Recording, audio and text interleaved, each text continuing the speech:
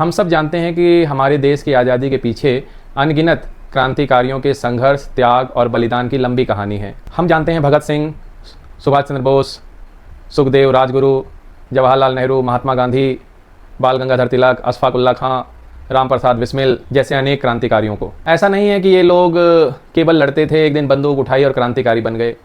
नहीं, ये लोग पढ़ते थे, अध्ययन करते थे, चिंतन मनन करते थे। ये अपने समय में दुनिया में क्या हो रहा है उसे समझते थे।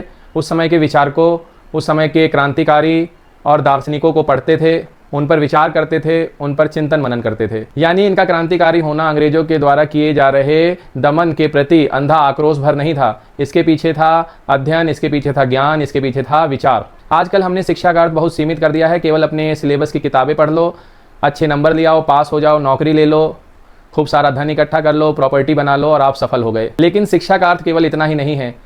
सिलेबस की किताबें पढ़ना अच्छी बात है, लेकिन उसके साथ साथ हमें देश और विदेश के जो बड़े क्रांतिकारी हुए, विचारक हुए, दार्शनिक हुए, वैज्ञानिक हुए, उनको भी पढ़ना चाहिए, जिन्होंने देश को और दुनिया को एक नई दिशा दी। जब हम महान लोगों को पढ़ते हैं तो हमारी सोच व्यापक होती है। हम अपने छोटे स्वार्थों से उठकर देश और समाज के बारे में सोचते हैं।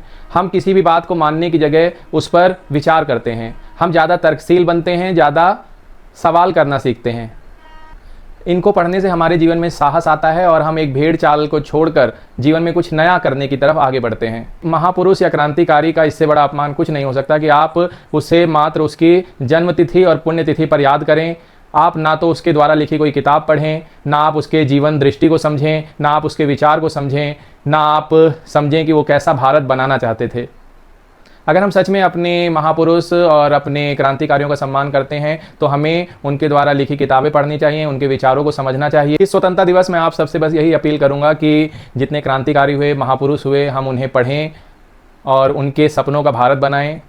यही हमारी उन क्रांतिकारियों और महापुरुषों के प्रति सच्ची श्रद्धांजलि होगी, क्योंकि पढ़ना कोई एक दिन का काम नहीं है। पढ़ना लाइफ लॉन्ग प्रोसेस है। जब भारत पढ़ेगा, भारत ज़्यादा तार्किक बनेगा, ज़्यादा वैज्ञानिक दृष्टिकोण वाला बनेगा, तभी भारत महान बनेगा। क्योंकि भारत केवल एक मिट्टी का टुकड़ा नहीं है, भारत बना है भारतवासियों से। जब भारतवासी महान बनेंगे तभी देश महान बनेगा। इसलिए पढ़ते रहो, बढ़ते रहो और सवाल पूछो, सवाल करना सीखो। यही देश को आगे ले जाएगा। धन्यवाद।